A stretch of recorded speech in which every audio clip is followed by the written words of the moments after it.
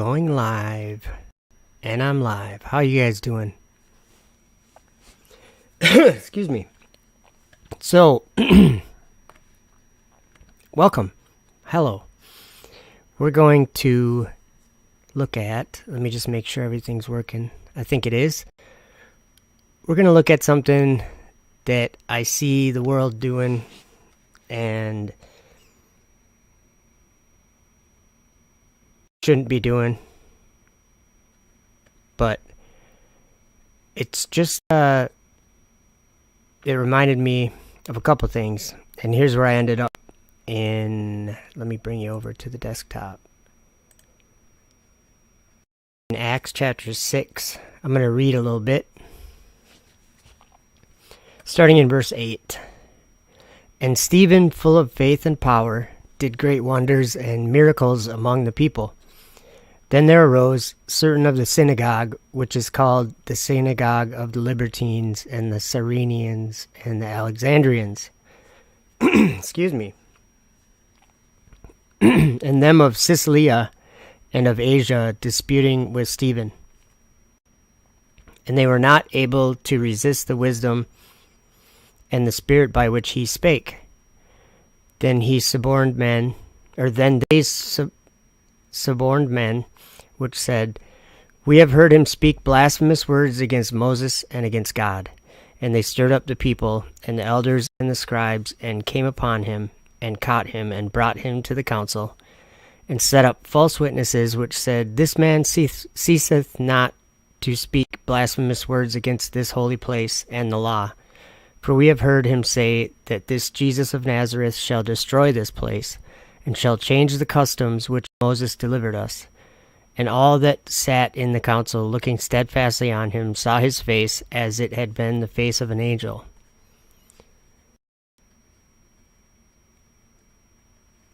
So he was obviously filled with the Holy Ghost. Okay, so you gotta hear what happened here. Then said the high priest, Are these things so? And he said, Men, brethren, and fathers, hearken. The God of glory appeared unto our father Abraham when he was in Mesopotamia, before in Charan, and said unto him, Get thee out of thy country, and from thy kindred, and come into the land which I shall show thee. I gotta pause there, guys. Think of flat earth, okay? I'll read that verse again. And said unto him, Get thee out of thy country, and kindred, and come into the land which I shall show thee. Then came he to the land of the Chaldeans, and dwelt by Charan, and from thence, when his father was dead, he removed him into this land, wherein ye now dwell. He gave him none inheritance in it, no, not so much as to set his foot on. Yet he promised that he would give it to him for a possession, and to his seed after him, when as yet he had no child. And God spake on this wise, that his seed should sojourn in a strange land, and that they should bring them into bondage, and entreat them evil 400 years. And the nation to whom they shall be in bondage will judge, said God, and after that shall they come forth and serve me in this place. And he gave him the covenant of circumcision. And so Abraham begat Isaac, and circumcised him on the 8th day. And Isaac begat Jacob, and Jacob begat the 12 patriarchs. And the patriarchs, moved with envy, sold Joseph into Egypt, but God was with him, and delivered him out of all his afflictions, and gave him favor and wisdom in the sight of Pharaoh king of Egypt. And he made him governor over Egypt and all his house. Now there came a dearth over all the land of Egypt and Chanaan. I don't know if that's how you say that. And great affliction, and our fathers found no sustenance.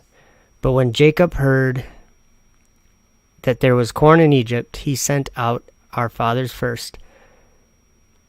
And at the second time Joseph was made known to his brethren, and Joseph's kindred was made known unto Pharaoh. Then sent Joseph and called his father Jacob to him, and all his kindred, 60 souls. So Jacob went down into Egypt and died, he and our fathers, and were carried over into Sychem and laid in the sepulchre that Abraham bought for a sum of money of the sons of Emor, the father of Sychem. But when the time of the promise drew nigh, which God had sworn to Abraham, the people grew and multiplied in Egypt, till another king arose, which knew not Joseph. The same dealt subtly with our kindred, and evil entreated our fathers, so that they cast out their young children to the end they might not live. In which time Moses was born, and was exceeding fair, and nourished up in his father's house 3 months. And when he was cast out, Pharaoh's daughter took him up, and nourished him for her own son. And Moses was learned in all the wisdom of the Egyptians, and was mighty in words and in deeds. And when he was full 40 years old, it came into his heart to visit his brethren, the children of Israel. And seeing one of them suffer wrong, he defended him, and avenged him that was oppressed, and smote the Egyptian. For he supposed his brethren would have understood how that God by his hand would deliver them, but they understood not. And the next day he showed himself unto them as they strove, and would have set them at one again, saying, Sirs, we are brethren. Why do ye wrong one to another? But he that did his neighbor wrong thrust him away, saying, Who made thee a ruler and a judge over us? Wilt thou kill me as thou didst the Egyptian yesterday?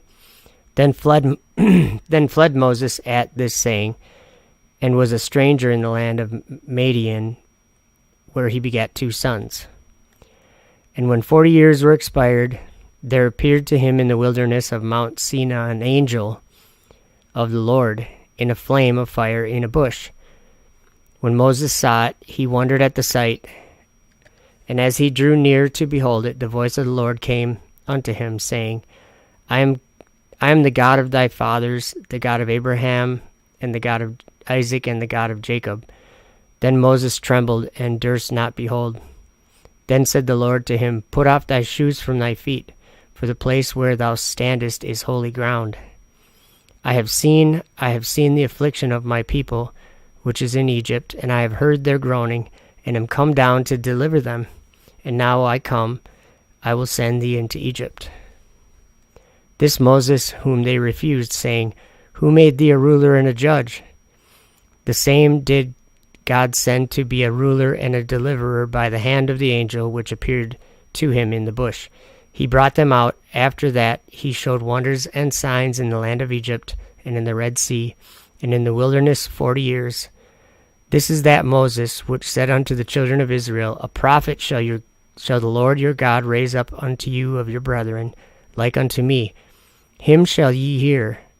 This is he that was in the church in the wilderness with the angel which spake to him in the Mount Sinai, and with our fathers, who received the lively oracles to give unto us, to whom our fathers would not obey, but thrust him from them, and in their hearts turned back again into Egypt, saying unto Aaron, Make us gods to go before us.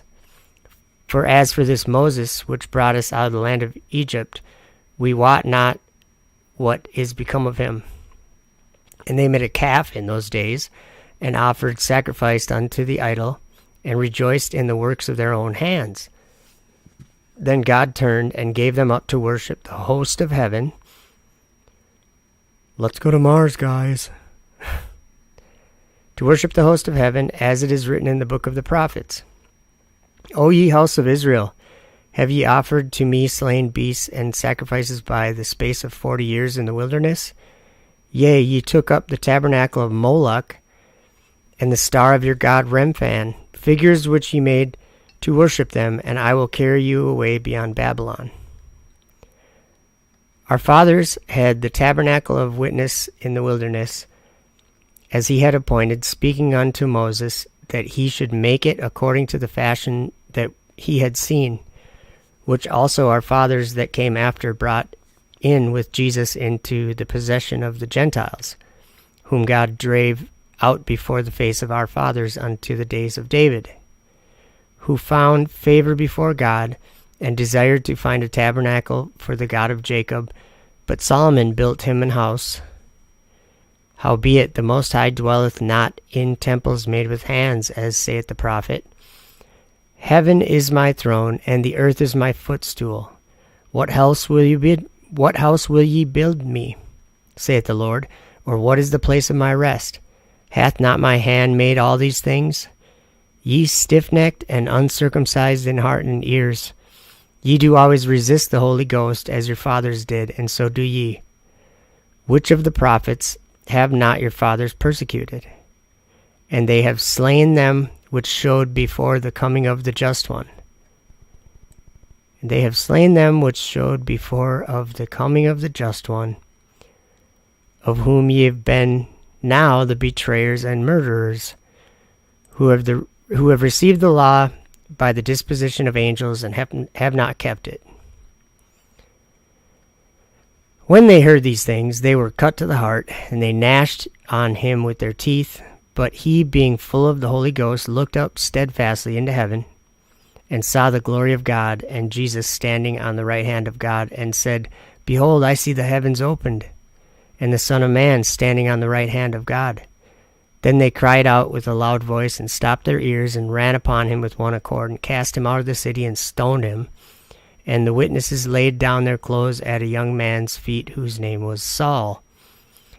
And they stoned Stephen, calling upon God, and saying, Lord Jesus, receive my spirit. And he kneeled down and cried with a loud voice, Lord, lay not this sin to their charge. And when he had said this, he fell asleep. So, he kind of rebuked the people that had taken and brought him to the high priest, yeah. But he gave them an account of all this history to show that he wasn't saying that the things that the false witnesses were saying.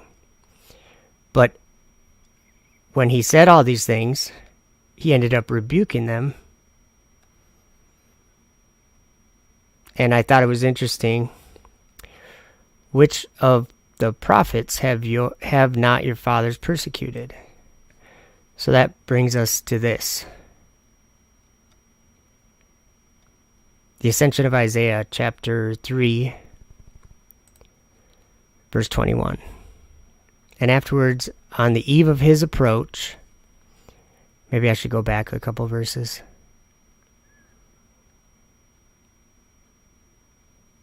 Well, I'll tell you what it's talking. It's saying before when Jesus is coming back. And afterwards, on the eve of his approach, his disciples will forsake the teachings of the 12 apostles and their faith and their love and their purity. And there will be much contention on the eve of his advent and his approach. And in those days, many will love office, though devoid of wisdom. And there will be many lawless elders and shepherds dealing wrongly by their own sheep, and they will ravage them owing to their not having holy shepherds. And many will change the honor of the garments of the saints for the garments of the covetous. And there will be much respect of persons in those days, and lovers of the honor of this world. And there will be much slander and vainglory at the approach of the Lord, and the Holy Spirit will withdraw from many.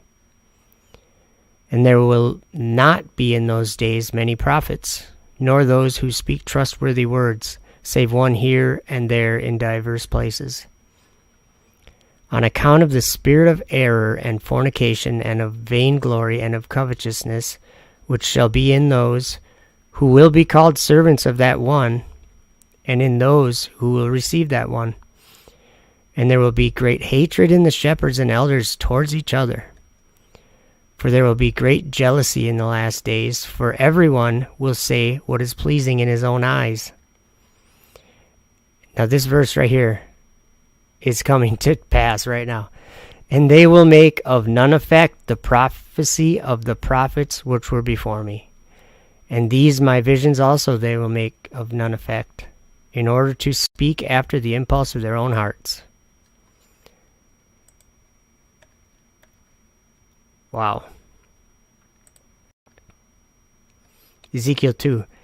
And he said unto me, Son of man, stand upon thy feet, and I will speak unto thee. And the Spirit entered into me when he spake unto me, and set me upon my feet, that I heard him that spake unto me. And he said unto me, Son of man, I send thee to the children of Israel, to a rebellious nation that hath rebelled against me. They and their fathers have transgressed against me, even unto this very day. For they are impudent children and stiff-hearted. I do send thee unto them, and thou shalt say unto them, Thus saith the Lord God, and they, whether they will hear or whether they will forbear, for they are a rebellious house, yet shall know that there hath been a prophet among them. And thou, son of man, be not afraid of them, neither be afraid of their words, though briars and thorns be with thee, and thou dost dwell among scorpions. Be not afraid of their words, nor be dismayed at their looks, though they be a rebellious house.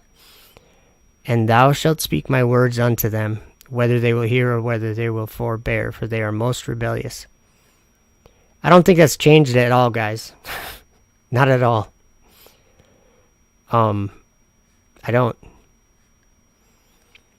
Well, let me go back to this. Okay, look at what Stephen said here. He's talking about the house of God. And this is something that people still, seem to reject even, which makes no sense to me, but Solomon built him a house. Howbeit the Most High dwelleth not in temples made with hands, as saith the prophet. Heaven is my throne, and the earth is my footstool. What house will ye build me, saith the Lord, or what is the place of my rest? Where does God live? That's what I'm saying. Where does God live? When I tell people he lives in heaven, which is literally in the sky, they have a hard time with that. Why do you think they have a hard time with that? Because they're under a curse. They're under a curse of a flying machine. Let me just go there from here. Okay, a flying roll. A flying roll. I mean, can anybody picture a rocket flying through the sky in a vision shown to Zechariah? Could that be possible? Because it's very important what the angel calls it. Okay. Then I turned and lifted up mine eyes, and looked, and behold, a flying roll. A flying roll, guys. Let's see what this would say. A scroll flying. What's a scroll? We'll just do a little research here. A scroll. A roll of writing. Roll volume. A roll. Roll volume. Anyway. A flying roll, guys.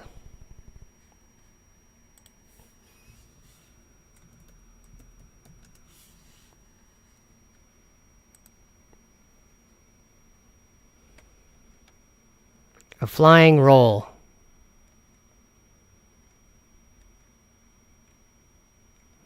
Do you know of anything else that looks like that flies?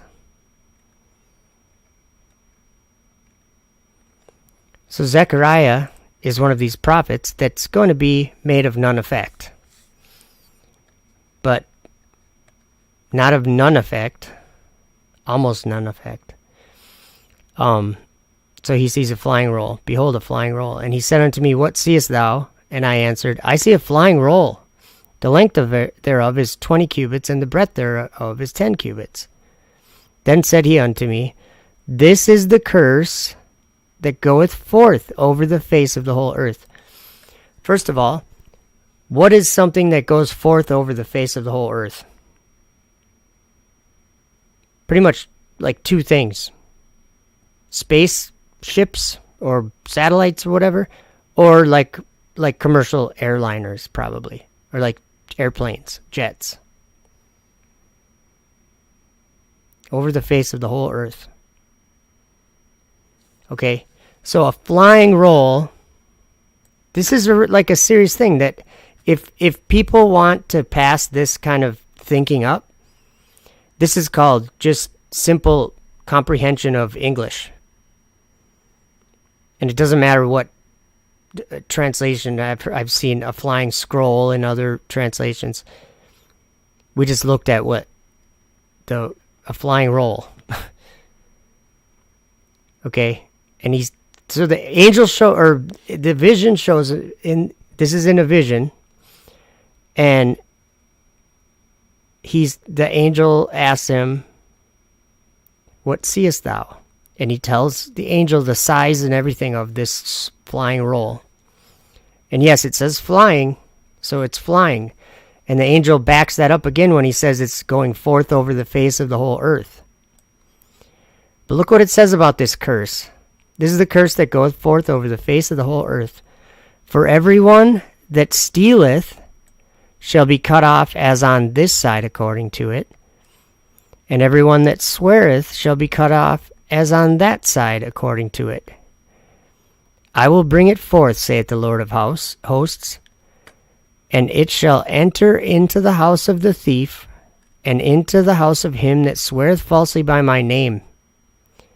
And it shall remain in the midst of his house, and shall consume it with the timber thereof and the stones thereof.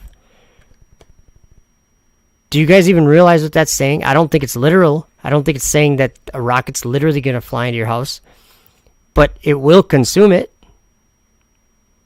Because it's going to cause everything to burn. This is what the prophets tell us. Let's look at... I just forgot where I was going there. Oh, Enoch 67. Do you guys know that in biblical creation that there's waters above the earth? They're above the earth, in the sky. Darkness is what it is. It's dark waters. That's what the Bible calls it. And Enoch talks about these waters. Actually, I think this is actually Noah. I think I think Enoch wrote this. But it was for Noah at the beginning of it, talking about the flood. Telling him to make a boat and all that. And so those, the fallen angels, and it starts talking about them in verse 4. And he will imprison those angels who have shown unrighteousness in that burning valley, which my grandfather Enoch had formerly shown to me in the west among the mountains of gold and silver and iron and soft metal and tin. And I saw that valley in which there was a great convulsion and a convulsion of the waters. This is talking about the end of heaven and earth, you guys. I'll show you. I'll just open another page. Okay, at the end of heaven and earth, which is above the earth, like there's the earth, which we're going to look here. The earth is where there's air. And where there's no air, it's not the earth. It's heaven then, or the firmament, or whatever. It's actually the firmament then. So it's between heaven and earth, or it's the end of heaven and earth. There's an end to it. And I'm talking about up in the sky, there's an end to it. There's also boundaries where the waves on earth will stop. But I think that's talking about like probably like something like Antarctica. But I don't know that. I just the way that this says, anywhere there's air, that's where the earth is. But he takes him, right after that, he takes him to the end of heaven and earth. That's what I was talking about. Let's see here. Okay, right here, verse 10. We have to go to verse 9. And I saw a flaming fire, and beyond these mountains is a region, the end of the great earth where the heavens were completed. That's still up in the sky. Okay, because the heavens are above the earth. That's where God lives, in heaven. And so Enoch is in a region, the end of the great earth, where the heavens were completed. And I saw a deep abyss, still up in the sky, with columns of heavenly fire, and among them I saw columns of fire fall, which were beyond measure, alike toward the height and towards the depth. And beyond that abyss I saw a place which had no firmament of the heaven above, and no firmly founded earth beneath it. And there was no water upon it, and no birds, but it was a waste and horrible place. Why would he say that there was no firmly founded earth beneath it? That kind of insinuates that he saw the earth, but it was not firmly founded. What if you were floating above the earth along with the stars? The earth would appear to be moving, wouldn't it? I can show you in a video here, maybe. Let's see.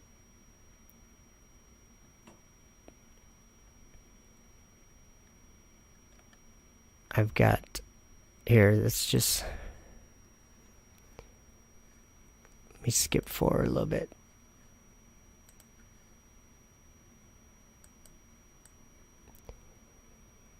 Would you say that there's no firmly founded earth beneath it?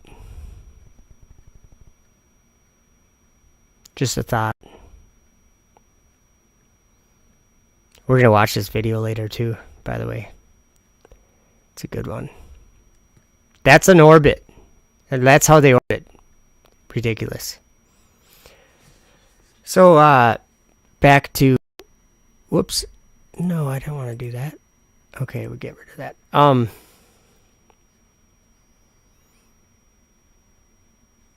Look what it says. No firmly founded earth beneath it. It had no firmament of the heaven above. They were in the firmament. Or right at the end of it. I don't really know how it ends, but it was a waste and horrible place. And I saw there 7 stars. It's definitely the firmament. Okay? And this is the same place that he's talking about here, where the angels are imprisoned. Because look what it... Okay, I saw 7 stars, like great burning mountains, and to me, when I inquired regarding them, the angel said, this place is the end of heaven and earth. Okay? This is the end of heaven and earth. This has become a prison for the stars and the host of heaven. Okay, so there's 7 stars, and then there's fallen angels. And he will imprison those angels. Okay, that's that burning valley. It's because actually, I'll show you one more thing in chapter 21. It is burning. Let me see. And I saw there something horrible. I neither saw heaven above nor a firmly founded earth, but a place chaotic and horrible. He's describing the same place again. And there I saw 7 stars of the heaven, bound together in it like great mountains and burning with fire. So there's another place, and it says, which was still more horrible than the former, and I saw a horrible thing, a great fire there which burnt and blazed. And the place was cleft as far as the abyss, being full of great descending columns of fire. And then he tells him at the end, this place is the prison of the angels, and here they will be imprisoned forever. Okay, that's in that darkness that's above the earth. It's an abyss. It's the darkness upon the face of the abyss in Genesis 1 verse 2. So there's a convulsion of the waters. This is back to Enoch 67. When all this took place, from that fiery molten metal and from the convulsion thereof in that place, there was produced a smell of sulfur, and it was connected with those waters. And that valley of the angels who had led astray mankind burned beneath that land. And through its valleys proceed streams of fire, where these angels are punished, who had led astray those who dwell upon the earth. Okay, so this is definitely talking about the waters above. And what it's describing them as is the darkness upon the face of the deep. It's dark waters. In Psalm 18, dark waters and thick clouds of the skies. His pavilion round about him were dark waters. And, okay, verse 8 says, But those waters shall in those days serve for the kings and the mighty and the exalted, and those who dwell on the earth, for the healing of the body, but for the punishment of the spirit. What does NASA do on the space station? A lot of drug stuff, like medical stuff, experiments, and things that they can only do in zero gravity. Now their spirit is full of lust, that they may be punished in their body. For they have denied the Lord of spirits, and see their punishment daily, and yet believe not on his name. Okay, the idea of going to space kills your spirit. What did it say? Oh, maybe I didn't make it that far yet. I didn't. And in proportion as the burning of their bodies becomes severe, a corresponding change shall take place in their spirit forever and ever. For before the Lord of spirits none shall utter an idle word, for the judgment shall come upon them, because they believe in the lust of their body, and deny the Spirit of the Lord. And those same waters, okay, we're still talking about the waters above here, those same waters will undergo a change in those days. For when those angels are punished in these waters, these water springs shall change their temperature, which I have no idea what that means. And when the angels ascend, remember what Zechariah was talking about, this flying roll? And the angel told him it was the curse that goes forth over the face of the whole earth. Are you guys believing in the curse? Now that we can be freed from it? We believed in it our whole lives, and now it's been revealed to us. I mean, this stuff is like pretty deep stuff. Look what happens to these waters. This is dark waters above, okay? When the angels ascend, this water of the springs shall be change and become cold. And I heard Michael answering and saying, This judgment wherewith the angels are judged is a testimony for the kings and the mighty who possess the earth. Because these waters of judgment minister to the healing of the body of the kings and the lust of their body. Therefore, they will not see and will not believe that those waters will change and become a fire which burns forever.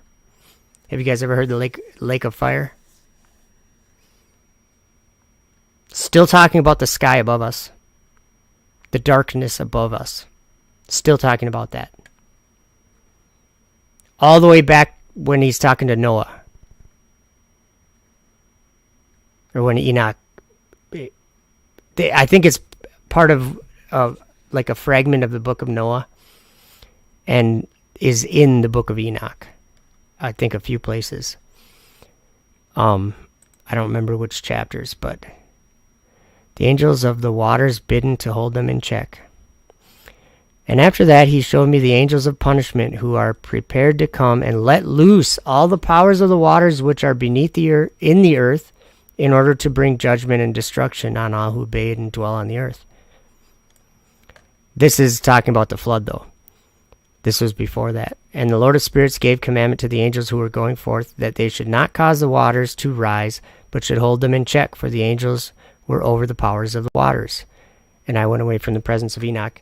We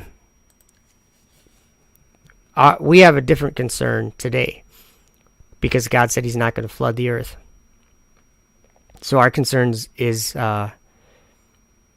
much different. But I forgot where I was just going to go looking at the end of that. Oh, Revelation 7. Because, whoops. There's 4 angels holding the 4 winds that we have to worry about. Because we've been warned. Jesus told us about this through the prophet John in the book of Revelation. And after these things I saw 4 angels standing on the 4 corners of the earth, holding the 4 winds, okay, for the 4 winds of the earth, that the wind should not blow on the earth, nor on the sea, nor on any tree. Remember, he was saying to those angels who were holding the waters above, to, what was it saying? I don't want to say it wrong. The Lord of Spirits gave commandment to the angels who were going forth that they should not cause the waters to rise, but should hold them in check. For those angels were over the powers of the waters. Okay, now we're talking about 4 other angels that are over the powers of the winds in Revelation. And the revelation is at the end. 4 winds of the earth. That's what, okay, flying machines will be affecting the 4 winds. And Enoch talks about that too. But that the wind should not blow on the earth, nor on the sea, nor on any tree. And I saw another angel ascending from the east, having the seal of the living God. And he cried with a loud voice to the 4 angels to whom it was given to hurt the earth and the sea, saying, hurt not the earth, neither the sea, nor the trees, till we have sealed the servants of our God in their foreheads. So they're going to wait to hurt the earth until people have been sealed. And then there was 144,000 sealed. So I've got no chat. Otherwise, I would say hi to everyone. I don't know why it does that. I'm going to try to do a pop-out chat. Pop-out chat.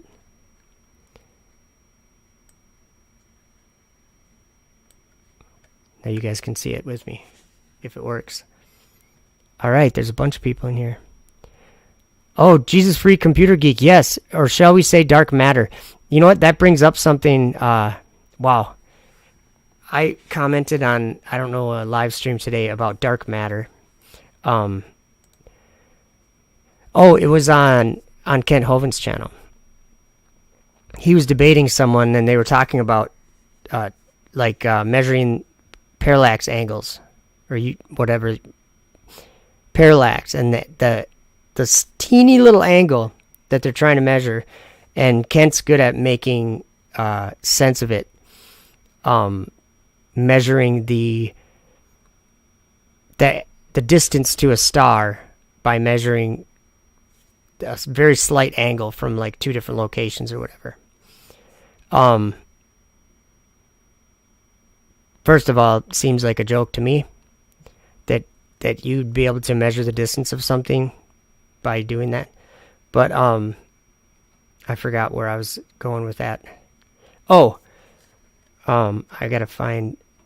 It was the dark matter thing. You can't measure. You can't get an accurate parallax measurement if you're looking through dark matter. It just doesn't work. Or what they say is dark matter. You know what? Maybe we'll do this. Maybe we'll go. Let me see if I can find a video.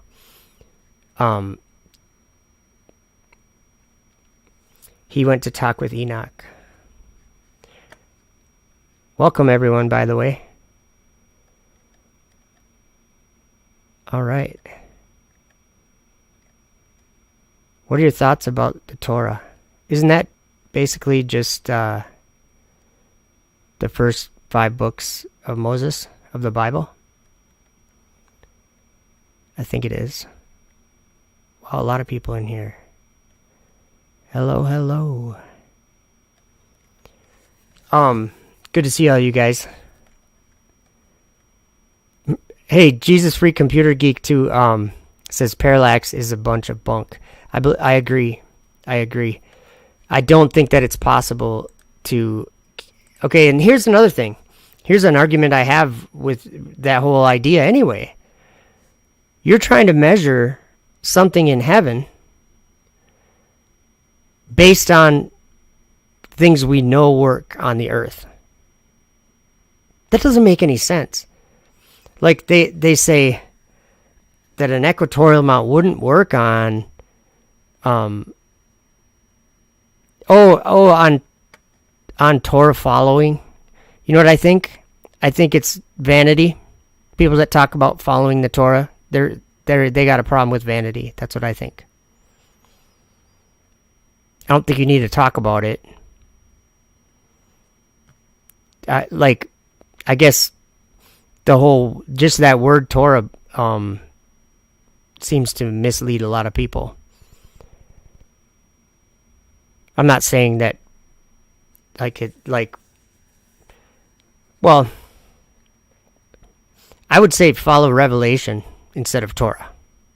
Follow the book of Revelation. Follow Jesus. Follow his testimony. That'll get you a lot further, I think. And that's part of the whole problem. Why are people worried about following Torah when they're ignoring a dragon?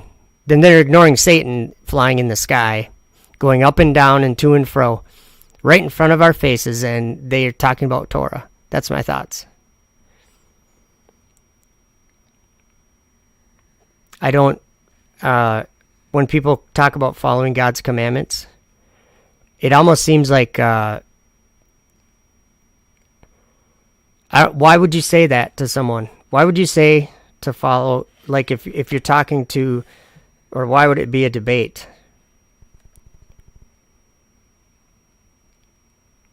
Yeah, and Tony says self-righteousness, self-worship, look like at me how holy I am. Okay? That's the whole thing that I have problem with when people are talking about follow his commandments. Follow his commandment. I don't think that that's something. I think that that's an obvious thing. There's no secret. Jesus said it. If you love me, follow my commandments. This is not a difficult thing. But people have made a religion out of it. I just think that, I think it's a cult like thing, kind of. There's a truth that came into this world about 6 years ago or something. That's been a secret kept since the foundation of the world. That truth is very important. And actually, that's a commandment. Anthony, that's a commandment. We'll look at this. We're going to go to Romans. It says, it has been revealed to us. And I'm just saying this from my point of view. I think everyone should realize this. Romans 16, what Paul preached his gospel according to something that has been a mystery up until 5 or 6 years ago. Let's go to Bible Hub. And it's a commandment from God that we make that known to the world. And I'm not even kidding. That's just exactly what Paul says. Right down here. Now to him that is of power to establish you according to my gospel and the preaching of Jesus Christ, according to the revelation of the mystery which was kept secret since the world began, but now is made manifest, and by the scriptures of the prophets, according to the commandment of the everlasting God, made known to all nations for the obedience of faith. You know what? Preach flat earth. Don't preach Torah. See, the people, I'll bet you anything that if I was to go and quote Jesus, if we're going to go to John chapter 15, and we're going to go to Bible Hub again. If I quote what Jesus said here and we break it down, or actually it's in John 16, I think. But let's just look at John 15 because we'll go to 16. But I just want to show you. This is Jesus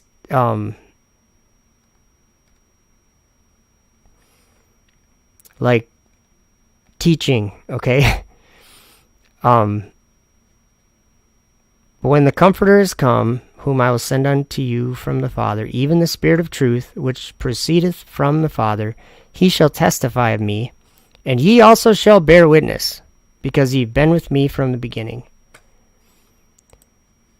We bear witness to something, and it just so happens that, like, I'm the only person that I know or in my family that bears witness to this.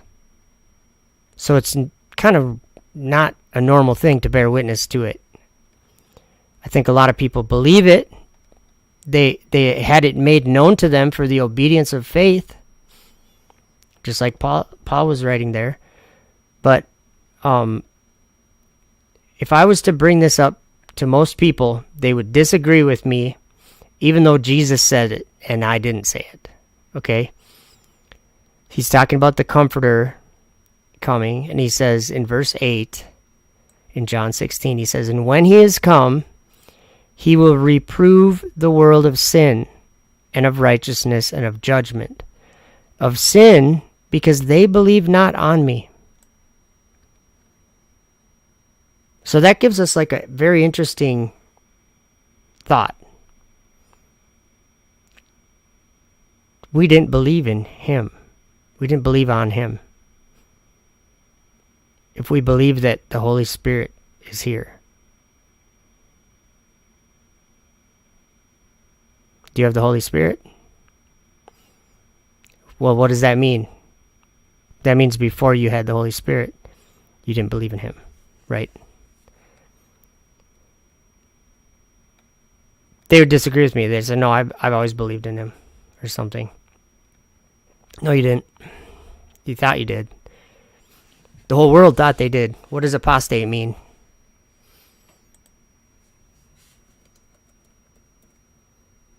Let's look at second. Oh, I always do that. It always gives me Bible Gateway because I used to go to Bible Gateway all the time. Okay. This kind of stuff is okay. The reason why I was reading that Acts chapter 7 or 6, 7, and 8, those parts of it, was because they're just doing that same thing again. Same thing that was here in the ascension of Isaiah. "For they will make none effect the prophecy of the prophets which were before me, and these my visions also they will make none effect, in order to speak after the impulse of their own hearts." I mean, I'm riding my motorcycle today down to the store, and I was listening to whatever Zen Garcia had playing, or whatever he was on, maybe a channel with some other people or something, I don't know.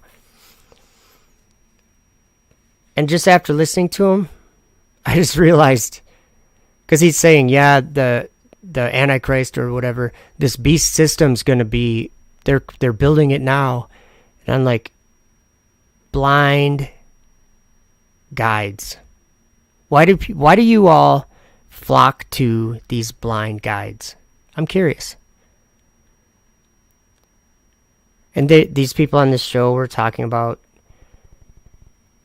how the times are coming and look out for the coming deception and all these things. And I'm like, you don't get it. We're trying to come out of that deception. There is already a man making, that's what one thing Zen mentioned. There will be this Antichrist guy, he'll be making fire come down from heaven.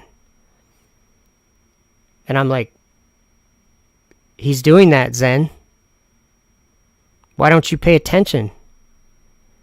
Because here's what I see.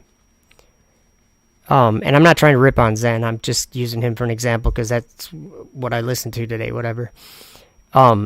It's every ministry. They all, there's nobody that is interested in the testimony of Jesus Christ. And that's sad to me, very sad. Because in the testimony of Jesus Christ, which is the book of Revelation, he told us about a dragon, and he told us about a wonder of a woman in heaven.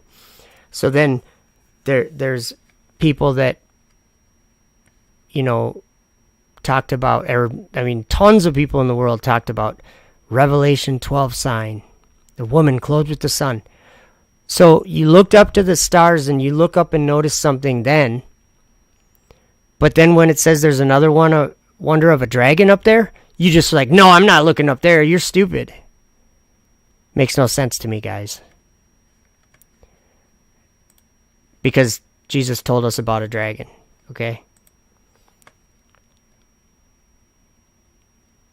Which of the prophets have not your fathers persecuted? And they have slain them which showed before of the coming of the just one, of whom ye have now been betrayers and murderers. Or been now the betrayers and murderers. Doing it again, guys. Same thing. Same thing. And actually, maybe I can find this quick. It's all been written. All of these things have been written. Let's see. So look at this one. Jesus is going to return. That's what this is. I'm trying to find it where I want to start here. Okay. I'll just start in verse 7 here. And I heard the voice of the Most High. So Isaiah was in heaven, and Jesus was there. He was in the seventh heaven. And Jesus was there, and the Most High, the Father, was there. And he was telling Jesus to come, that it was time to come down, or whatever. Like, to return. Like, the last day, I heard the voice of the Most High, the Father of my Lord, saying to my Lord Christ, who will be called Jesus, Go forth and descend through all the heavens, and thou wilt descend to the firmament and that world. To the angel in Sheol thou wilt descend, but to Haguel thou wilt not go. And thou wilt become like unto the likeness of all that are in the 5 heavens. And thou wilt be careful to become like the form of the angels of the firmament, and the angels also who are in Sheol. Sheol's in the firmament, guys, just so you know. It's not a concept that people want to believe, but it's a concept that the prophets sure have been revealing. It's very clear. And none of the angels of that world shall know that thou art with me of the 7 heavens and of their angels. Why would he do that? Why would he send him down through the heavens unnoticeable? And that's how it happens, too, as he goes down. He made himself like unto the form of the angels there. So they wouldn't notice him, and they wouldn't give him any praise. He'd do it like silently. And then when he went back up and up through all them, look what happened. I'm just trying to find it. And again, no, let's see. He gave the password. Okay, like the angels were fighting and everything. Okay, let's see. I can't remember where it is, but okay, and I saw him, and he was in the firmament, but he had not changed himself into their form. And all the angels of the firmament and the Satans saw him, and they worshipped. And there was much sorrow there, while they said, How did our Lord descend in our midst, and we perceived not the glory which has been upon him, which we see has been upon him from the 6th heaven? All the heavens he went through, and they all regretted, like, not knowing that he was there when he descended down through. Because he made himself like the angels, so they wouldn't notice him. I think he's doing that when he gets to the earth, too.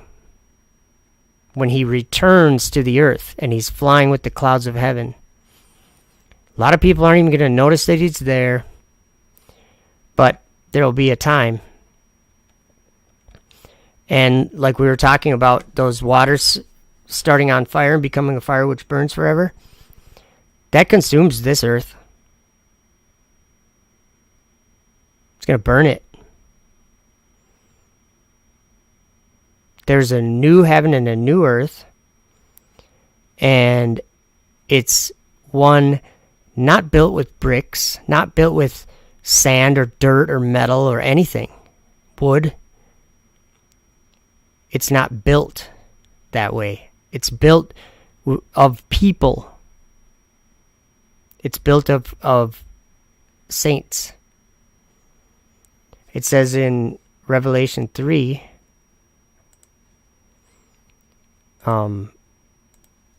Jesus said to them that overcome, that he'll make them pillars in the temple of God. Let's see, right here. Him that overcometh will I make a pillar in the temple of my God, and he shall go no more out. And I will write upon him the name of my God, and the name of the city of my God, which is New Jerusalem, which cometh down out of heaven from my God. And I will write upon him my new name. He that hath an ear, let him hear what the Spirit saith unto the churches. That's where we want to go. But so I have a couple videos. Let's see. Here's a pastor. I'm going to play this video. Here's a pastor, or Dr. Gene Kim. This guy's bright, and he's quite entertaining. He's a great pastor, I think. I don't agree with everything he says, but listen to what he says about Dragon. And he's actually talking about that man that is making fire come down from the sky with those flying rolls, that curse that goes over the face of the whole earth. Or like to Daniel, it was a he-goat, and it moved over the face of the ground or moved over the earth without touching the ground. Or when Enoch saw a host of men, or a host of wagons with men riding thereon, coming upon the winds. They're flying in the sky.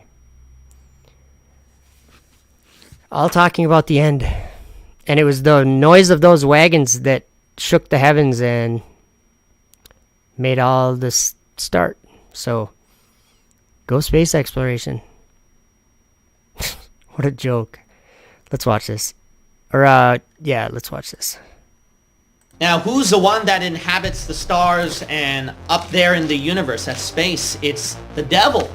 And one character that really piqued my interest during the year 2021 is Elon Musk. I believe that it's important for the future to be a spacefaring civilization out there, and ultimately be out there among the stars.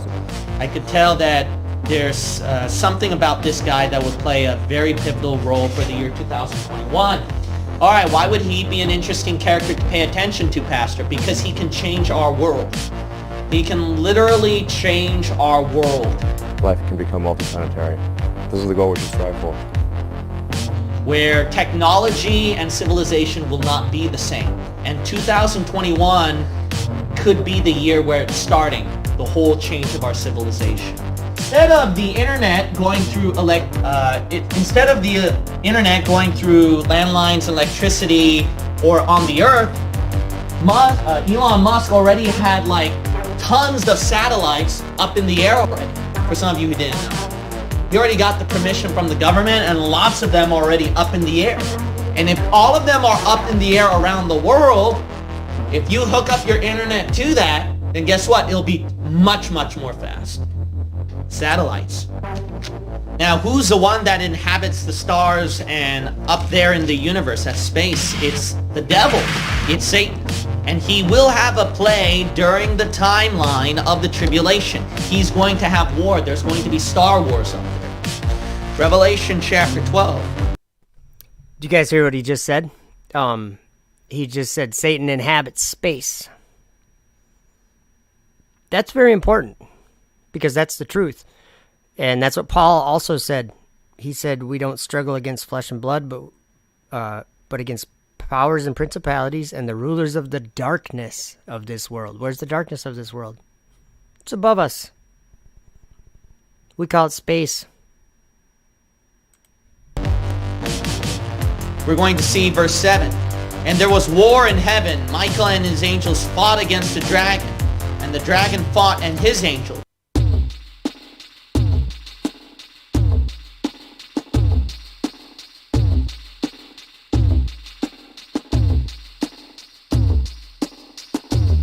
And prevailed not. Neither was their place found any more in heaven. And the great dragon was cast out, that old serpent called the devil, and Satan, which deceiveth the whole world. He was cast out into the earth.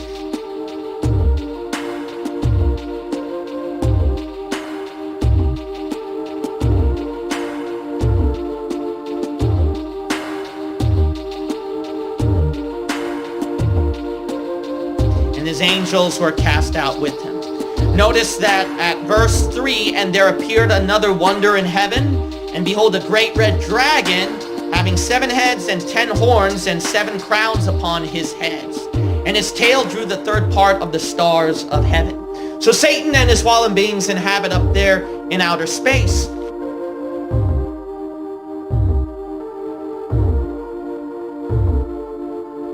But remember, the Bible says he's the prince of the power of the air. Now, these satellites, I mean, if they're all the way up there at outer space, could the devil have a play in that one? Well, they mention about one time where they launched a thing called Dragon. And liftoff. And I beheld another beast coming up out of the earth. Liftoff of the SpaceX Falcon 9 rocket. And he had 2 horns like a lamb.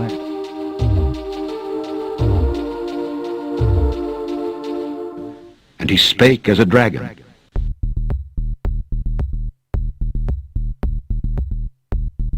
Launching Dragon. Dragon. Dragon. The dragon. Dragon. The dragon. Dragon. The dragon. To the International Space Station.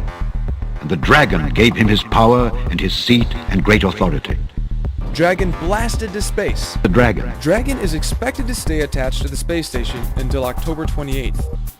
And they worshipped the dragon which gave power unto the beast. Dragon is currently the only craft capable of returning a significant amount of supplies from the station. Which is very interesting. That name, Dragon.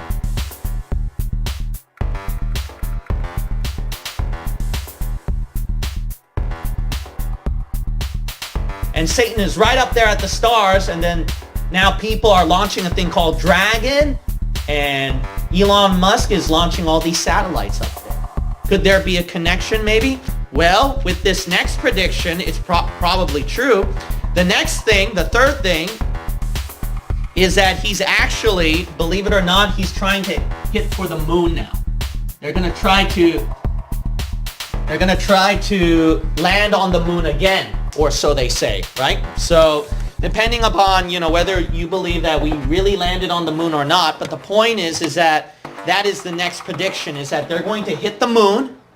And then once they hit the moon, remember the scientists, Stephen Hawking and all these guys, they were mentioning, look, our planet is dying, and they all know that too. So then they said the only way that mankind can survive as a species is that we colonize up there at a different part of the universe.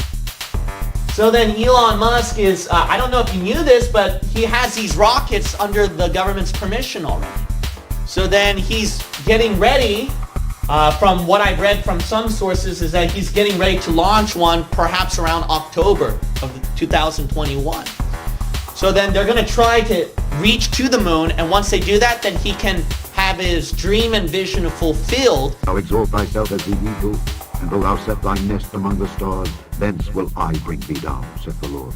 Be out there among the stars. Among the stars, Be out there among the stars. and wilt thou set thy nest among the stars. This is hopefully the first step on a journey towards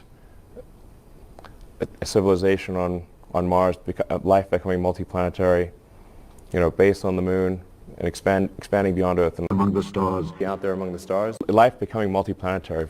Musk is a very visionary man. That's why he was able to make big waves with technology. This is a mentality that is Satan's, actually. When mankind tries to reach up to the heavens, this is something that is of the devil. Now you might say, what's wrong with that? Shouldn't we go up there and be safe and colonize outer space?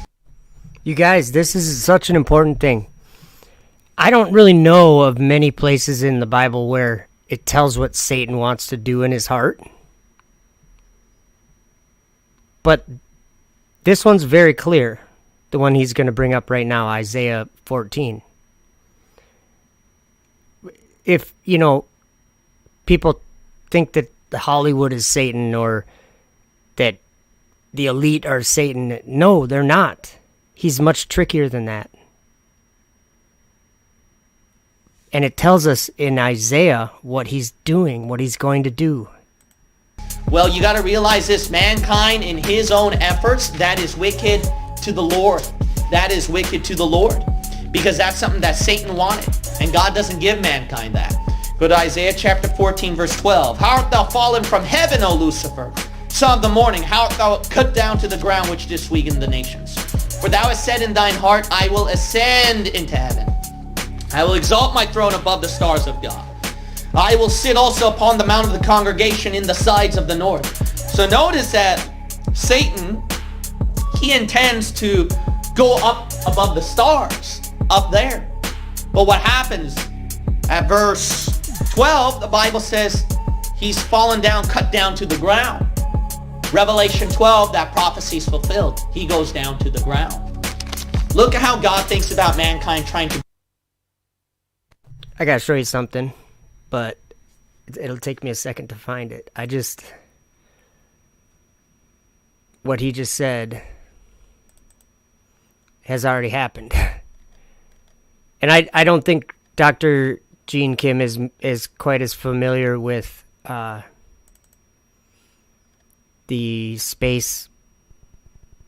aerospace stuff that happens. Not a lot of people maybe are. I just have to find something. Here we go. Okay, so I'm going to rewind what he's saying a little bit. Okay. And then I'm just going to skip to a video and then we'll come back to his. I will sit also upon the mount of the congregation in the sides of the north. So notice that Satan, he intends to go up above the stars, up there. But what happens at verse 12, the Bible says he's fallen down, cut down to the ground. Revelation 12, that prophecy is fulfilled. He goes down to the ground. Look. In case if you're just joining us, you can see on your screen there, Dragon has just re-entered the Earth's atmosphere after departing from the International Space Station. We have a gorgeous shot of 4 healthy parachutes deployed and slowing the vehicle down as it is approaching the surface of the Atlantic Ocean off the coast of Florida. Okay, so continuing to descend under those chutes, we just passed 500 meters. There's one on your screen happening. Reports to all the flight control teams. Being cast out into the earth. We're at about 400 She just said that.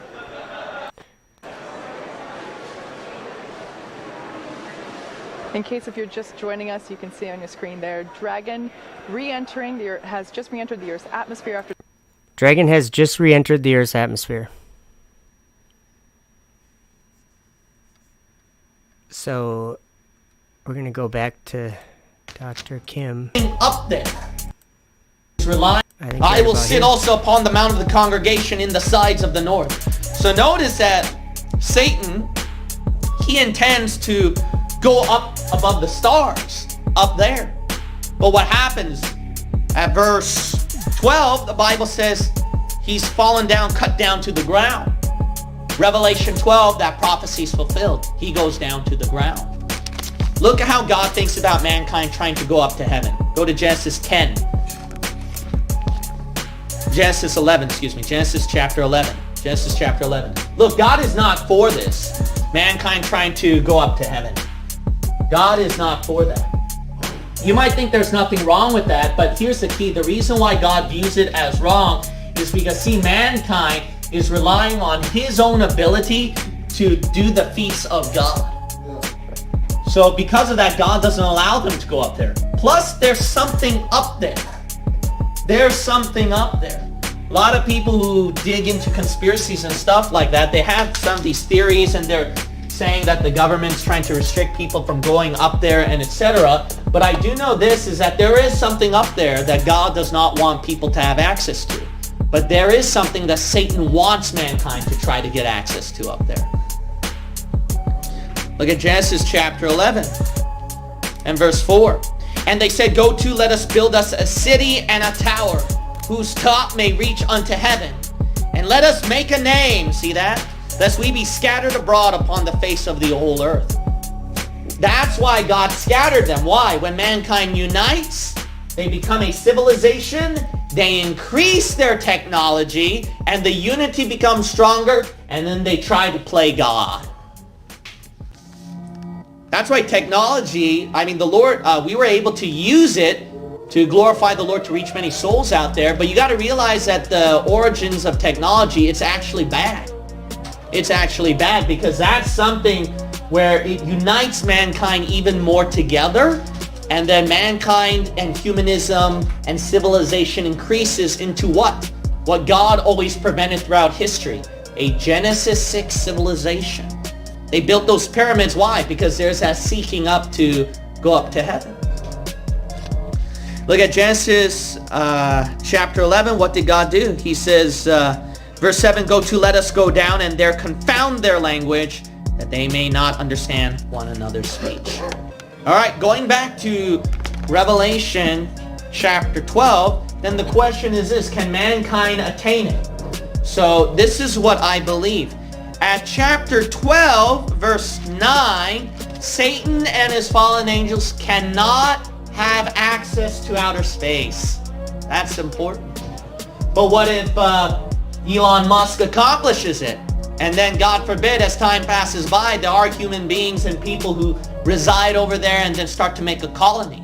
Well, that brings up something very interesting then. If that's the case, then the interesting thing is, if the people are colonizing in outer space towards a civilization on Mars, life becoming multiplanetary, based on the moon and expanding beyond Earth and among the stars, out there among the stars, life becoming multiplanetary. And remember, during Revelation chapter 12, tribulation is already underway, right? Tribulation is already underway. So you got some time where people are residing there, tribulation's already underway, and not only that, Satan and his fallen angels are residing in space that time. Then Genesis 6 could be much faster than you think. They could be what? Mingling with the seed of man up in space. And then they can have their warfare against what? Michael and his archangels. We built a civilization. We built power. Now let's try to fight God up in heaven. But then what does God do? He casts them down. So Elon Musk's dream with all of his billions comes to nothing. To nothing. To nothing. To nothing.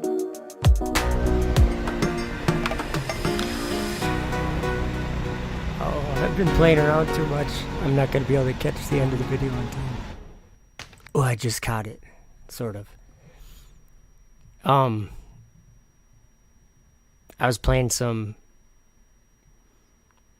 GIF files. There's got to be a better name for those. What do you guys call them? I can see the chat too.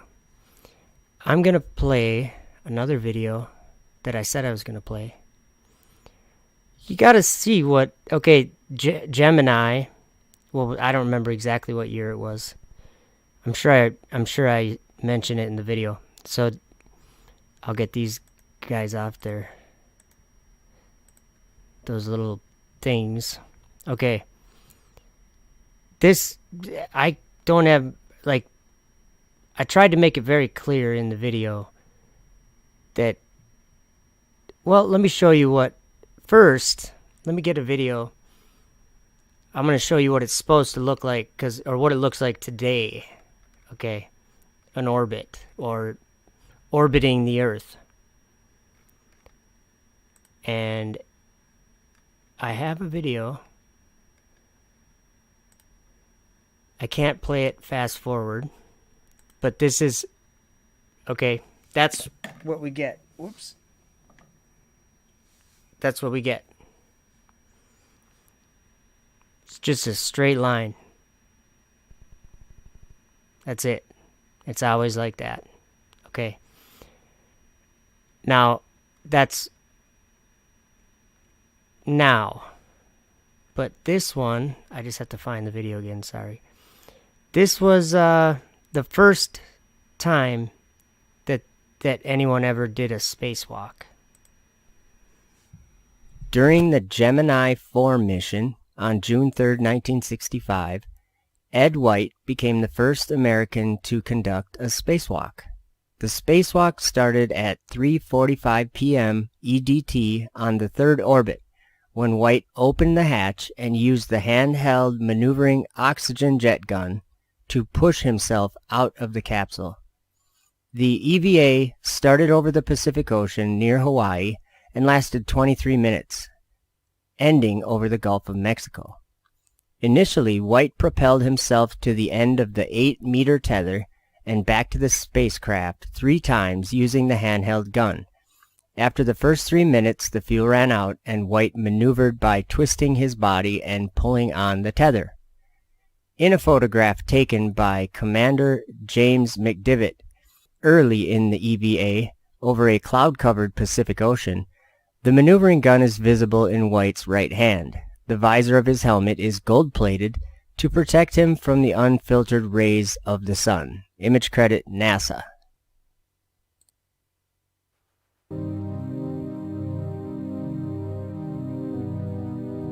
Okay, watch Earth beneath Ed White carefully now.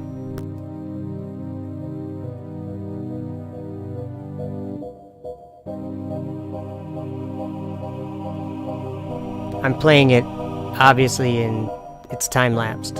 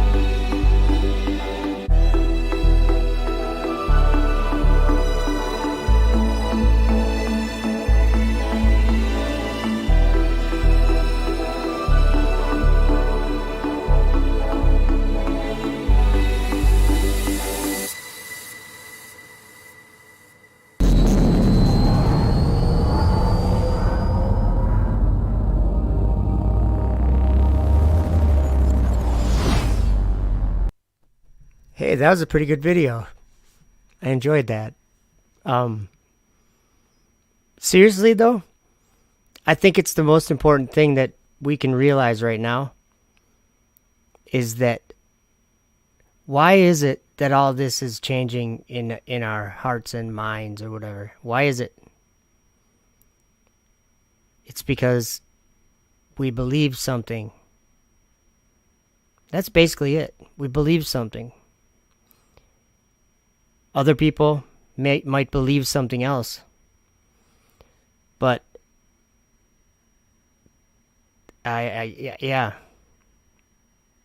There's only one reason why it can happen. And that's because Jesus is coming. He's coming. And it's real. I'm learning that by the things that these prophets wrote. It's real. And I think I actually have a video to kind of show you how real it is. There was a meteor must have went over my house like a month and a half ago. I did a video about it. I think the video was called That Was Loud, I think. Because it was in early morning or whatever, like 2 or 3 in the morning, and all of a sudden, boom! It was like the loudest, like, sounded like a big explosion. Like, deep, big explosion. And with Facebook and whatnot, I found out that someone maybe they had done a post on it, so I went to Facebook and looked, and yeah, someone was like, "Did you hear that?" or whatever. And so then people put their videos in from their, like, garage camera or whatever, and there was a flash of light. So I think it was a meteor. And the things that are coming on this earth are coming soon because of what they're doing in the sky. That's how the story goes in Revelation. That's and Revelation is the testimony of Jesus. He made everything. That's important. And John wrote it down, and we have a copy. Very important what John said that he saw, because he saw the things that we see now. He saw a dragon coming out of the sky. He saw a beast that came up out of the earth, and then it came back down, making fire come down from heaven on the earth in the sight of men. We have that now. And if you guys are... It's in this video. Very well explained, I think. But this is a serious video. I think it's called In the Firmament. And the angel answered and said unto me... Oops, sorry about that. It's actually not the video I was thinking of. What this video is... I will get the other one. But this video actually is from the vision of St. Paul, when Paul was taken up to the third heaven or whatever. He wrote about it, and this is what he wrote. And the angel answered and said unto me, Follow me, and I will show you the place of the just, where they are led when they are deceased. And after these things, taking thee into the abyss, I will show thee the souls of sinners, and what sort of place they are led into when they have deceased. And I proceeded back after the angel, and he led me into heaven. And I looked back upon the firmament, and I saw in the same place power, and there was their oblivion, which deceives, and draws down to itself the hearts of men, and the spirit of detraction, and the spirit of fornication, and the spirit of madness, and the spirit of insolence. And there were there the princes of vices. These I saw under the firmament of heaven. And again I looked back, and I saw angels without mercy, having no pity, whose countenance was full of madness, and their teeth sticking out beyond the mouth. Their eyes shone like the morning star of the east, and from the hairs of their heads sparks of fire went out, or from their mouth. And I asked the angel, saying, Sir, who are those? And the angel answered and said unto me, These are those who are destined to the souls of the impious in the hour of need, who did not believe that they had the Lord for their helper, nor hoped in him. And he took me down from the third heaven, and led me into the second heaven. And again he led me on to the firmament, and from the firmament he led me over the doors of heaven. The beginning of its foundation was on a river which waters all the earth. And I asked the angel and said, Lord, what is this river of water? And he said to me, This is Oceanus. And suddenly I went out of heaven, and I understood that it is the light of heaven which lightens all the earth. For the land there is 7 times brighter than silver. And I said, Lord, what is this place? And he said to me, This is the land of promise. Hast thou never heard what is written? Blessed are the meek, for they shall inherit the earth. The souls, therefore, of the just, when they have gone out of the body, are meanwhile dismissed to this place. And I said to the angel, Then this land will be manifested before the time? And the angel answered and said to me, When Christ, whom thou preachest, shall come to reign, then, by the sentence of God, the first earth will be dissolved, and this land of promise will then be revealed. And it will be like dew or cloud, and then the Lord Jesus Christ, the King eternal, will be manifested, and will come with all his saints to dwell in it. And he will reign over them 1,000 years, and they will eat of the good things which I shall now show unto thee.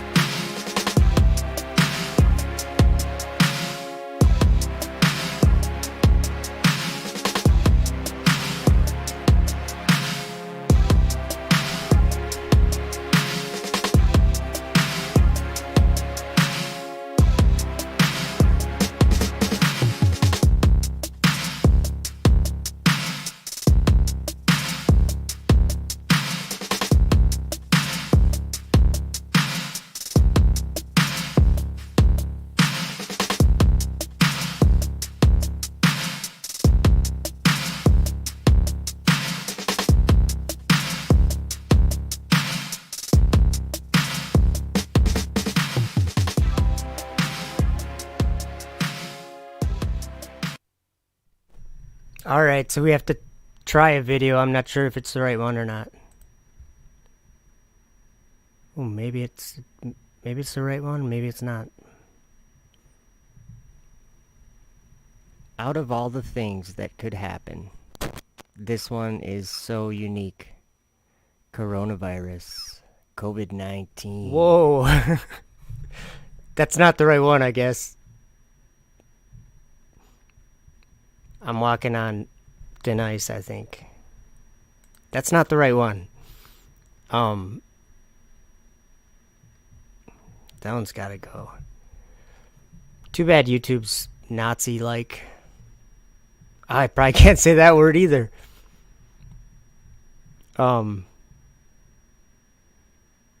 Yeah. Let me find a video. You know what? I have to leave the folder that I'm in so I can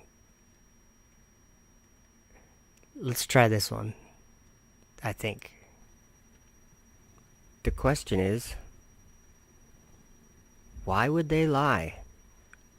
Okay, the reason why this video is going to play is because this is another thing that I find people might not believe, but it's not people that we're fighting against. Spiritual warfare happens in the sky, and it happens on earth too. But in the end, there's a war in the sky, and that's important. So I'm questioning, why would they lie? Because there is no they. Well, would you lie? Why would you expect them to be able to lie? And not only that, but why would you expect them to be able to deceive the world, you included? If we think there are people lying about the shape of the world, what does that say about us? If we think there's a conspiracy where men have agreed to lie to the world, it seems to me that we would be liars ourselves, expecting others to be liars as well. But are they just better at it than we are? Lying to other people is not easy to do, and getting away with it without being caught is almost impossible. A common and almost exclusive belief of the flat earther is that they are lying about space and that it is all being faked. This is something I strongly disagree with. An example of this can show what it can do to a flat earther. The Shuttle Challenger exploded 73 seconds after it launched back in the day, and these people commonly accuse the families of these astronauts of lying about their dead family members and holding the truth from the public. Have you ever had a friend or relative die? How would you feel if people you didn't know started accusing you of lying about your friend's death and laughing and making memes and jokes about their death? The first point I will make is that it is morally wrong to accuse people of lying simply because of a separate and unrelated conclusion that has been made. The Earth being flat does not mean that NASA and the space agencies are capable of pulling off a lie that deceives the whole world. And the flat earthers often talk about how they believe the Bible. But the Bible tells a conflicting story to what the flat earthers usually believe, at least when it comes to deceiving the world. In the Bible, it is not men who deceive the whole world. It is the devil and his angels who deceive the whole world. If men were lying to the world, then it would not be deceiving the whole world. The second point I want to make is that all of this will fall on deaf ears when it comes to other flat earthers. They pride themselves on researching and finding the truth, but I see them being, well, I will just say it, dishonest themselves. I don't say this to insult them, since I also believe the earth is flat, but to reprove them. And I say it in an effort to get them to believe the truth, which is written in the Bible. Men hide the truth in unrighteousness, but it is because they themselves believe a lie that the devil tells the whole world. No person is involved in perpetrating a lie that deceives every person. Get it? So what I'm trying to say is that there are no astronauts faking zero-G. There are no people at NASA lying their whole lives just to deceive you. First, it's not possible. And second, human beings don't live that way. Many people lie, but many more believe a lie. Think about what would be different if it weren't any person on this earth that had the power to deceive the whole world. What would it mean to us if we realized that men weren't capable of these things, and all men on earth were subject to the dark forces of the world above ours? What would change in our defense of these against these lies if we were able to see that the lying party isn't even in this world, and has the whole world believing that men are the cause, while being invisible to anyone on the earth? I wish it were men that had these supernatural powers to deceive, and that men were to blame. But I see a world of people who are all together in this world, where every single one of them is believing a lie, even those who know a certain truth. It hurts my heart to see this happening. Satan is deceiving the men who are controlling the narrative, and the men controlling the narrative believe his lie. And therefore they teach it to their children, while the people there on earth that know the truth accuse their fellow man of perpetrating the lie from the start. All men and women are our brothers and sisters, and we are all being attacked by the world that's above our world.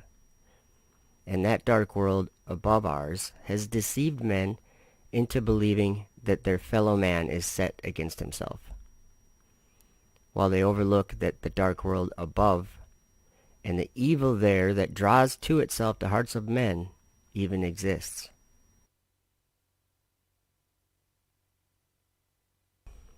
In the first year of Darius, the son of Ahasuerus, of the seed of the Medes, which was made king over the realm of the Chaldeans. In the first year of his reign, I, Daniel, understood by books the number of years whereof the word of the Lord came to Jeremiah the prophet, that he would accomplish 70 years in the desolations of Jerusalem. And I set my face unto the Lord God, to seek by prayer and supplications with fasting and sackcloth and ashes. And I prayed unto the Lord my God, and made my confession, and said, O Lord, the great and dreadful God, keeping the covenant and mercy to them that love him, and to them that keep his commandments. We have sinned, and have committed iniquity, and have done wickedly, and have rebelled, even by departing from thy precepts and from thy judgments. Neither have we hearkened unto thy servants the prophets, which spake in the name to our kings, our princes, and our fathers, and to all the people of the land.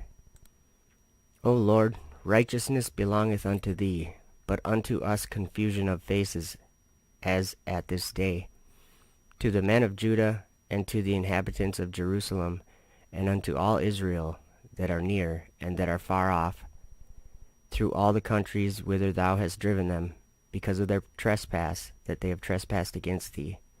O Lord, to us belongeth confusion of face, to our kings, to our princes, and to our fathers, because we have sinned against thee. To the Lord our God belong mercies and forgiveness, though we have rebelled against him. Neither have we obeyed the voice of the Lord our God, to walk in his laws, which he set before us by his servants the prophets. Yea, all Israel have transgressed thy law, even by departing, that they might not obey thy voice. Therefore the curse is poured upon us, and the oath that is written in the law of Moses the servant of God, because we have sinned against him. And he hath confirmed his words which he spake against us, and against our judges that judged us, by bringing upon us great evil. For under the whole heaven hath not been done as hath been done upon Jerusalem. As it is written in the law of Moses, all this evil is come upon us, yet made we not our prayer before the Lord our God, that we might turn from our iniquities and understand thy truth. Therefore hath the Lord watched upon the evil and brought it upon us. For the Lord our God is righteous in all his works which he doeth, for we obeyed not his voice. And now, O Lord our God, that hast brought thy people forth out of the land of Egypt with a mighty hand, and hast gotten thee renown, as at this day we have sinned, we have done wickedly. O Lord, according to all thy righteousness, I beseech thee. Let thine anger and thy fury be turned away from thy city Jerusalem, thy holy mountain, because for our sins and for the iniquities of our fathers, Jerusalem and thy people are become a reproach to all that are about us. Now therefore, O our God, hear the prayer of thy servant and his supplications, and cause thy face to shine upon thy sanctuary that is desolate for the Lord's sake. O my God, incline thine ear and hear, open thine eyes and behold our desolations, and the city which is called by thy name. For we do not present our supplications before thee for our righteousness, but for thy great mercies. O Lord, hear. O Lord, forgive. O Lord, hearken, and do. Defer not for thine own sake, O my God, for thy city and thy people are called by thy name.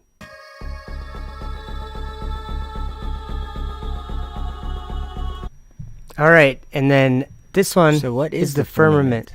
Wow. of heaven? I started that a little early, and it kind of rhymed in. This video is about what the firmament is, or some thoughts about it. So what is the firmament of heaven? Well, in Genesis 1, verse 6, it says, And God said, Let there be a firmament in the midst of the waters, and let it divide the waters from the waters. And God made the firmament, and divided the waters which were under the firmament from the waters which were above the firmament. And it was so. And God called the firmament heaven. And the evening and the morning were the second day. And then in Genesis 1, verse 14, it says, And God said, Let there be lights in the firmament of the heaven, to divide the day from the night, and let them be for signs, and for seasons, and for days and years. And let them be for lights in the firmament of the heaven, to give light upon the earth. And it was so. And God made two great lights, the greater light to rule the day, and the lesser light to rule the night. He made the stars also. And God set them in the firmament of the heaven to give light upon the earth, and to rule over the day and over the night, and to divide the light from the darkness. And God saw that it was good. And the evening and the morning were the fourth day. So there was waters, and he divided the waters which were under the firmament from the waters which were above the firmament. And he said, Let there be a firmament in the midst of the waters, and let it divide the waters. So we have to go back to Genesis 1, verse 1, and go from there to learn about this darkness. In the beginning, God created the heaven and the earth was without form and void, and darkness was upon the face of the deep, and the Spirit of God moved upon the face of the waters. So that makes sense, because in Psalm 18, verse 9, it says, He bowed the heavens also, and came down, and darkness was under his feet. And he rode upon a cherub, and did fly, yea, he did fly upon the wings of the wind. He made darkness his secret place. His pavilion round about him were dark waters, and thick clouds of the skies. So that makes sense along with Genesis 1 verse 2, where it says, And the earth was without form and void, and darkness was upon the face of the deep, and the Spirit of God moved upon the face of the waters, because it said that darkness was under his feet. So God's in heaven above that darkness, but it says that darkness is his secret place, and it says his pavilion round about him were dark waters and thick clouds of the skies. So when he made the firmament, he said, Let there be a firmament in the midst of the waters, and let it divide the waters from the waters. These are dark waters. And in Genesis 1 verse 3 it says, And God said, Let there be light, and there was light. And God saw the light, that it was good, and God divided the light from the darkness. And God called the light day, and the darkness he called night, and the evening and the morning were the first day. So what this tells me is that when he made the firmament was a place of darkness, dark waters, and thick clouds of the skies. That was why he made lights for the firmament to give light upon the earth. So that was what the sun, moon, and stars were for, was to give light upon the earth.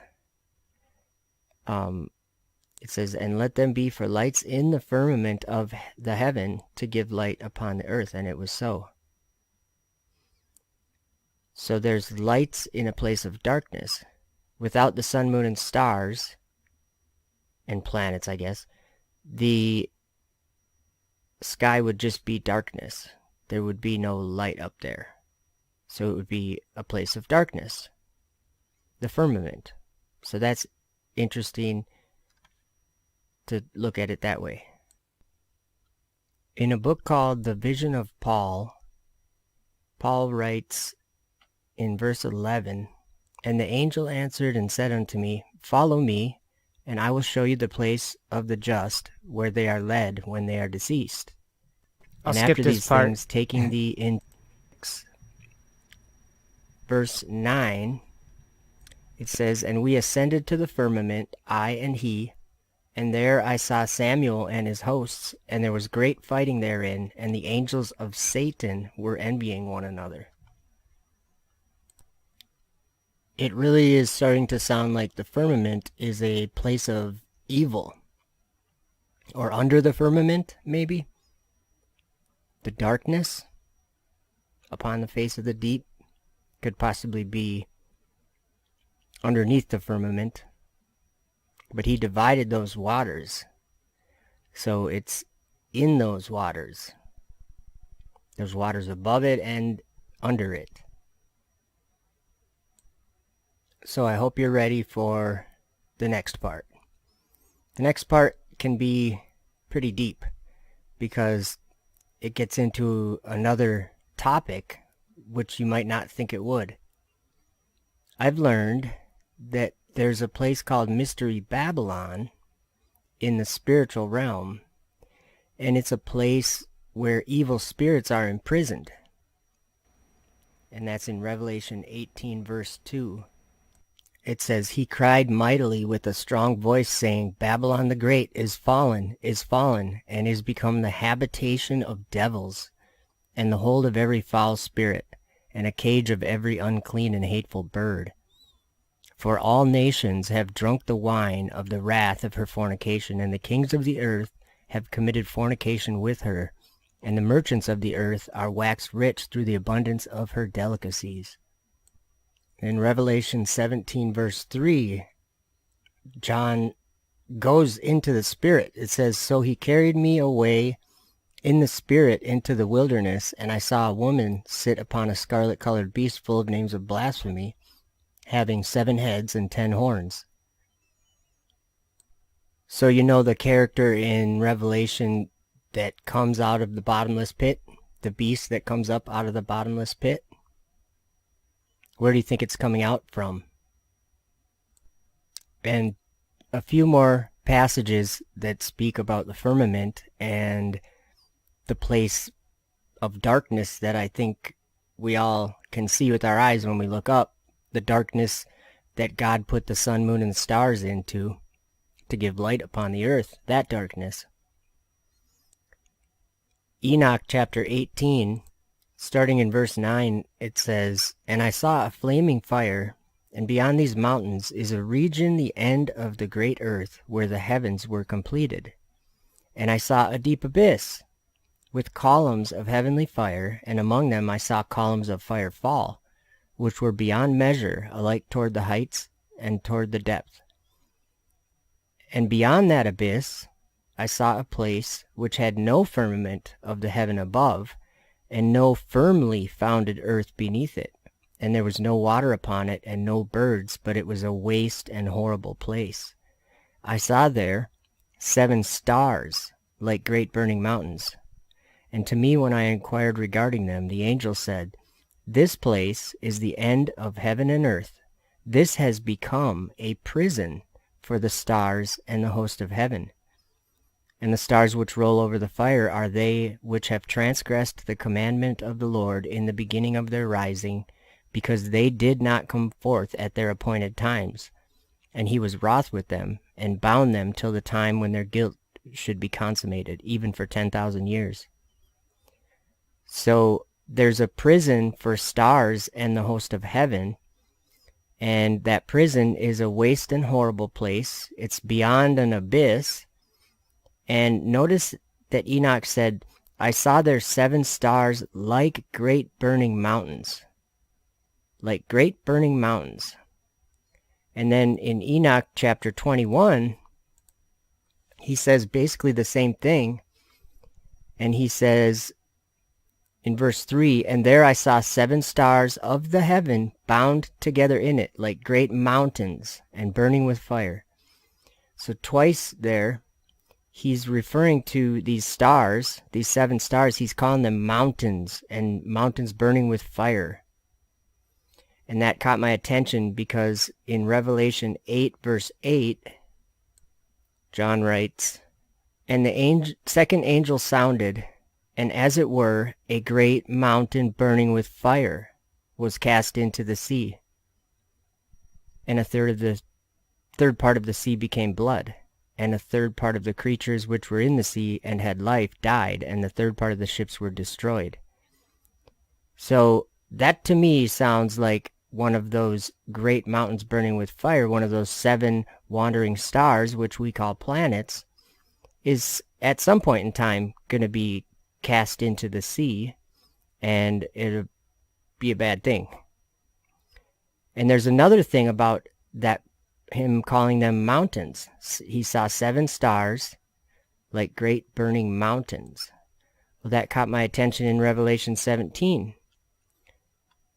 In verse 9 it says, And here's the mind which hath wisdom, the 7 heads.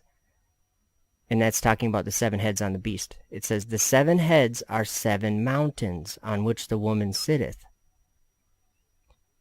To me, I'm thinking that this is talking about space, where the planets are, where the sun, moon, and stars are, in the firmament, a place of darkness. And what's interesting here is in Revelation 17 verse 18, because John saw a woman, it was a mystery Babylon, she was a harlot. It says, I saw a woman sit upon a scarlet-colored beast. So she was sitting on a scarlet-colored beast. And in verse 18 it says, And the woman which thou sawest is that great city which reigneth over the kings of the earth. Babylon the Great. What's interesting to me about that is in Revelation 12, John sees a different woman. Verse 1, And there appeared a great wonder in heaven, a woman clothed with the sun, and the moon under her feet, and upon her head a crown of 12 stars. And she, being with child, cried, travailing in birth, and pain to be delivered. What's interesting to me about that is that's the same place that we just learned this other woman is in that place of darkness.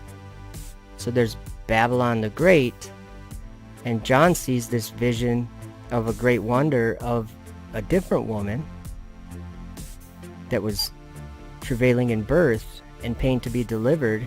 And then he also saw a dragon waiting to devour her child. And he saw that up in heaven too. This is the time we live in, I believe. And the dragon that we see up in the firmament is Satan. That's how Satan has manifested. And this world is believing in Babylon. So all I can say is, come out of her, my people. Don't believe that that's a place for us. That's God's secret place. It's also a place of evil. Evil spirits are bound there until judgment. In Jude, verse 13, it says, raging waves of the sea, foaming out their own shame, wandering stars, to whom is reserved the blackness of darkness forever. That would be space. So, what is the firmament? It's a lot of things. But one of the things that I learned that it is it's a city that's making the world drunk.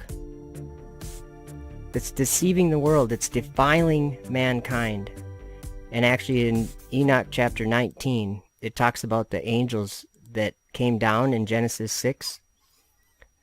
And this is in the same place of the waste and horrible place where those 7 stars were bound until judgment.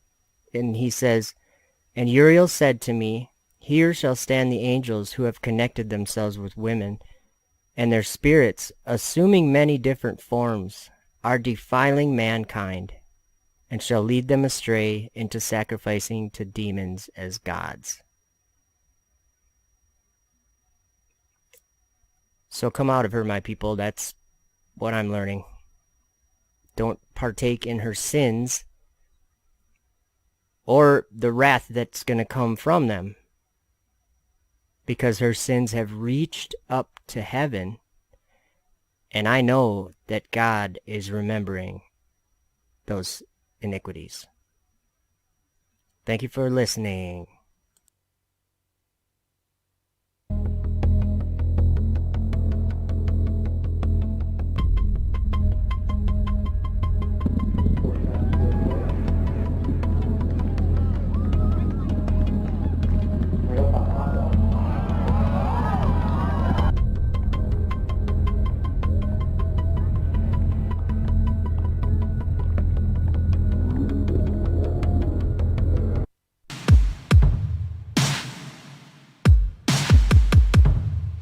And then as soon as they wanted to open the hatch, the cosmonaut and astronaut who were with me told me, are you ready for the smell of space? Because it's a very unique smell, and this is the only time you can smell it. So I was ready there, and they opened the hatch, and I took a good whiff, and it smelled something like a burnt cookie. And I kept telling them, it smells weird. It's very People unique. are baking in space. I know. When they opened the hatch, did Dragon have that new car smell? It absolutely did. In fact, there was a little bit of space smell in the vestibule. And then when we got that hatch open, you could tell it was a brand new vehicle. Space smell. Things don't smell the same. Their burnt steak and gunpowder smell that many astronauts report in the airlock. That's one of the few smells you can smell strongly. You're inside the spaceship most of the time. The only time you can smell space is when you come back in from a spacewalk. And as you repressurize the airlock and open the hatch, there's a distinctive smell to it. And it smells a little bit like being on a shooting range, like that sort of lingering gunpowder cordite smell. So maybe a little bit like brimstone. That's what it smells like. Owen from San Francisco says, they say that the sense of smell creates the strongest memories for a person. What does the ISS smell like, and what scent do you miss on Earth? The ISS, we've got a really good filtering system. There's air flowing. In fact, everything you hear when you're up here is fans going and air circulating. So we're constantly getting a fresh supply of oxygen. We're constantly getting the carbon dioxide scrubbed and all the other things filtered out. So it really doesn't smell, although when we first docked with the shuttle, there was a noticeable smell, but you get accustomed to it very quickly, so I can't tell anything anymore. There's one smell up here that's really unique, though, and that is the smell. We just call it the smell of space, but we experience it when I haven't had a chance to do a spacewalk yet. I'm still waiting and hoping for that. But when other guys did, and they came back in, after we repressurized and opened up the volume for them to come back into the station, there's this really, really strong metallic smell and I don't know exactly what it is. Something to do with maybe atomic oxygen interacting with the suit materials, or we're not exactly sure what it is. It's a very distinct smell, and it's the smell of space. It's really cool. When you come in from a spacewalk, you're surrounded by the emptiness of space. It's sort of like the opposite of air. There's nothing there at all. When you quickly repressurize the hatch and you open up the hatch and you smell, what is that lingering smell from a place that used to be exposed to space? The smell in there is a little bit like that trace of a smell of gunpowder or burnt steak, or sort of like brimstone, like a witch has just been there. It's a cool, lingering trace of a smell. I think what it really is, brimstone, like sort of that metallic gunpowder-fired smell, like a witch has just been there.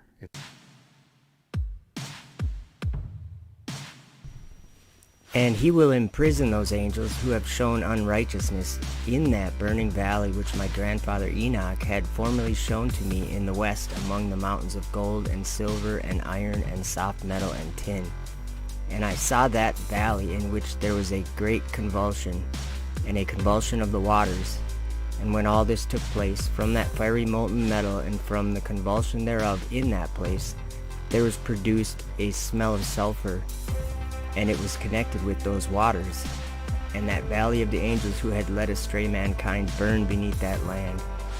And through its valleys proceed streams of fire, where these angels are punished, who had led astray those who dwell upon the earth.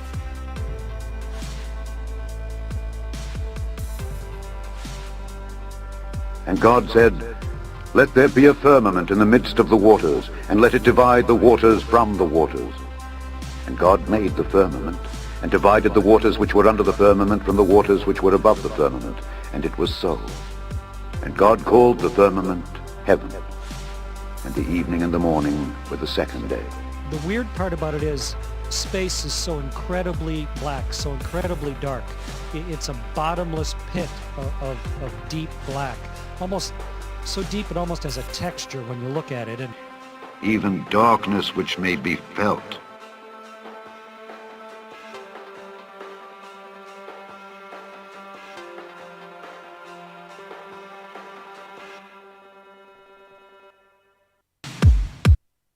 How many people were brought into the act of exploring space by these fantastic, iconic images?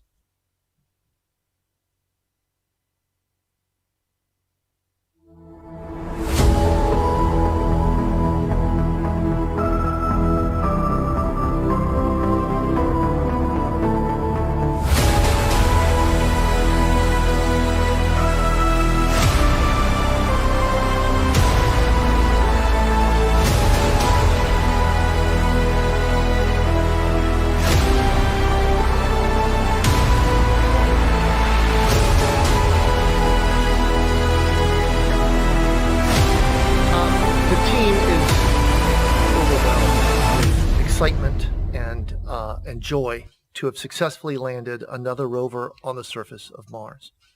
This rover is an epic effort.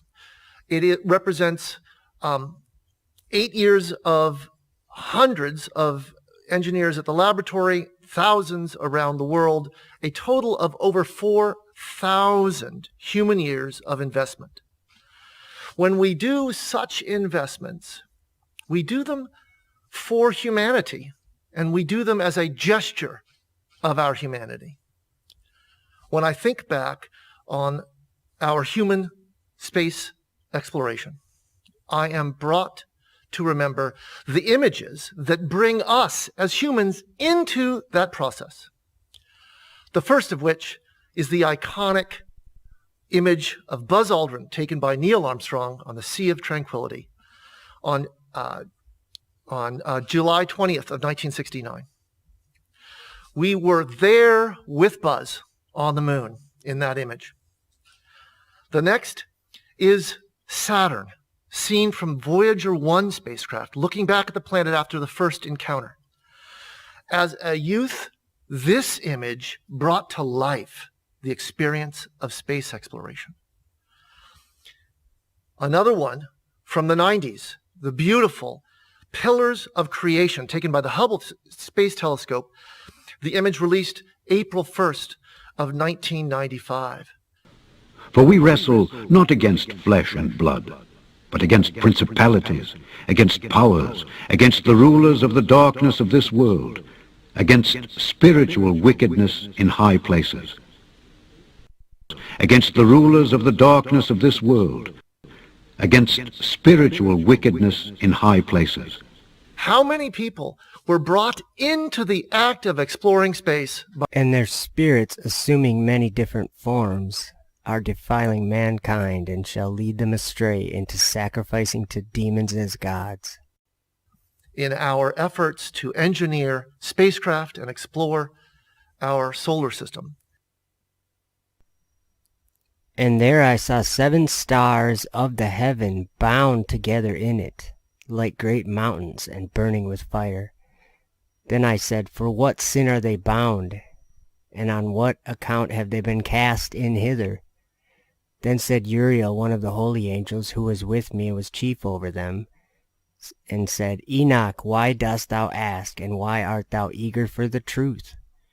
These are the number of the stars of heaven.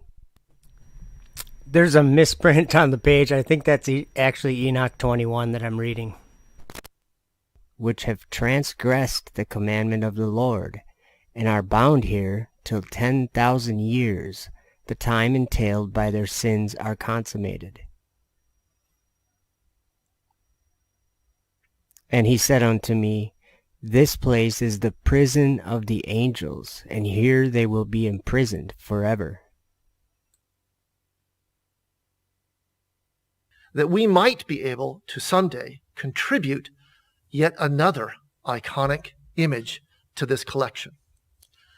And I'm happy to say that I'm hopeful that today we can with this.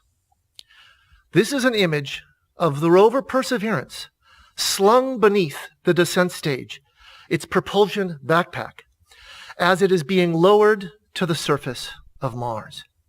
You can see the dust kicked up by the rover's engines.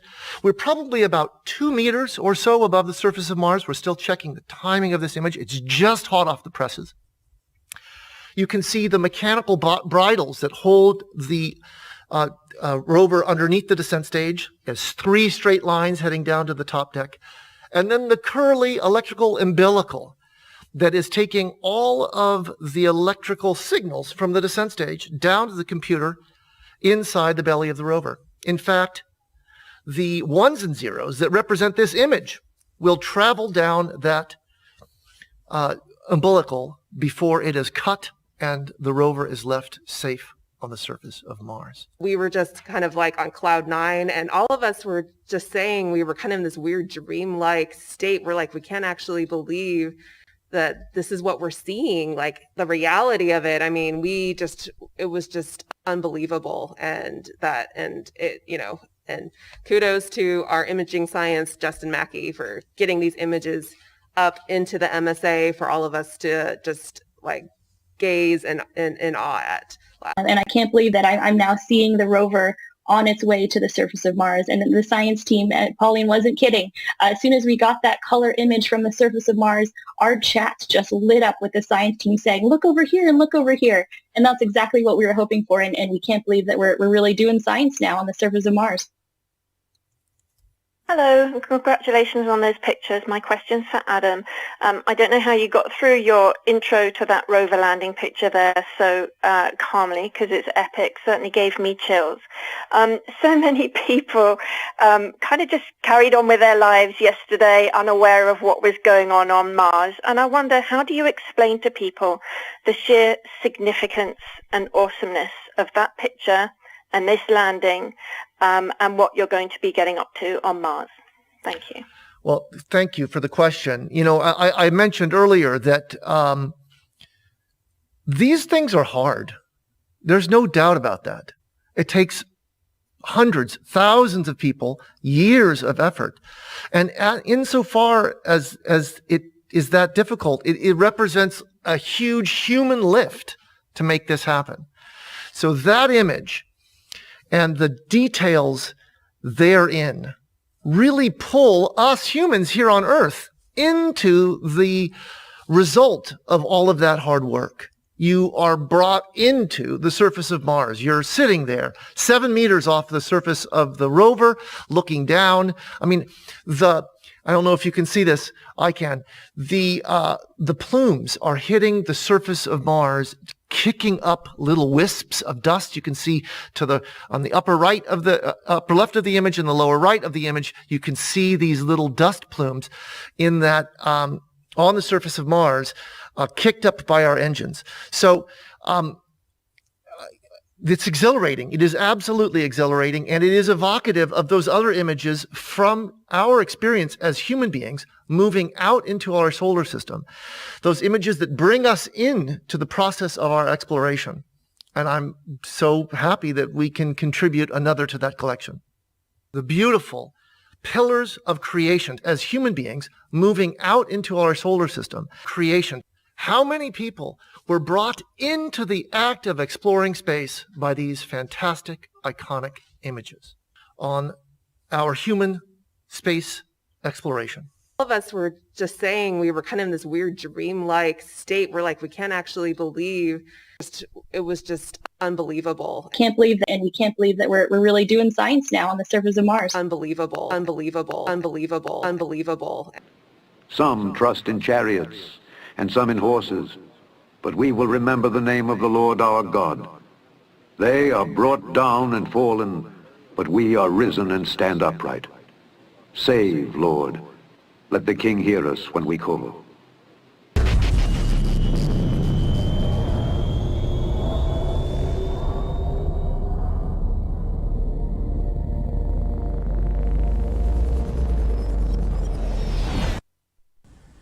The cause in which they died will continue.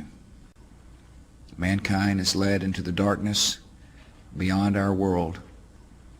Mankind is led into the darkness beyond our world by the inspiration of discovery and the longing to understand. Our journey into space will go on. In the skies today, we saw destruction and tragedy. Yet farther than we can see, there is comfort and hope. In the words of the prophet Isaiah, lift your eyes and look to the heavens. Who created all these? He who brings out the starry hosts one by one and calls them each by name. Because of his great power and mighty strength, not one of them is missing.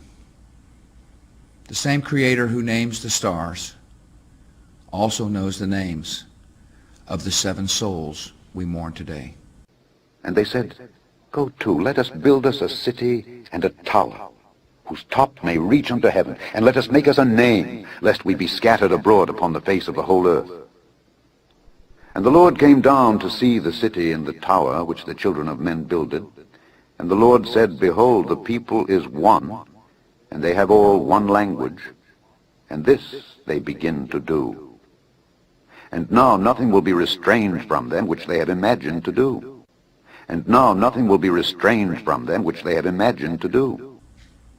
The crew of the shuttle Columbia did not return safely to Earth, yet we can pray that all are safely home.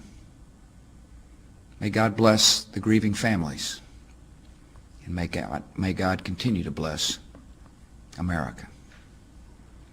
Mankind is led into the darkness beyond our world. Darkness, darkness, darkness. The weird part about it is space is so incredibly black, so incredibly dark. It's a bottomless pit of deep black, almost so deep it almost has a texture when you look at it.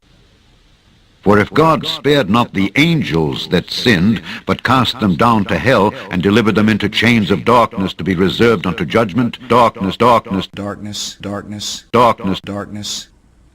Mankind is led into the darkness beyond our world. Black, so incredibly dark.